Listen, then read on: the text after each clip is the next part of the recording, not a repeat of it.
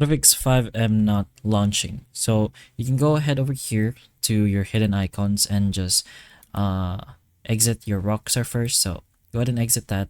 And once you've done that, you can go ahead and open up your task manager. So search for that in your search bar and open up task manager. And you're going to go ahead and search for Fivem and just go ahead and end your Fivem task. Once that's done, you can go ahead and press on Windows R, and then you'll be able to see something like this, which is the run tab. Just go ahead and type this, which is %app data %, press on OK. And once you're over here, go ahead to app data, and then go ahead to your local and find your Rockstar games. So it should be right here.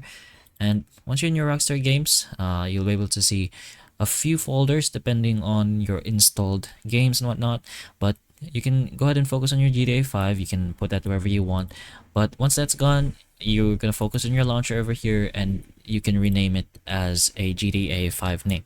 So you can go ahead and type in GTA 5, but that should work for now. You can go ahead and try to reopen your Fivem, and you can run it as administrator.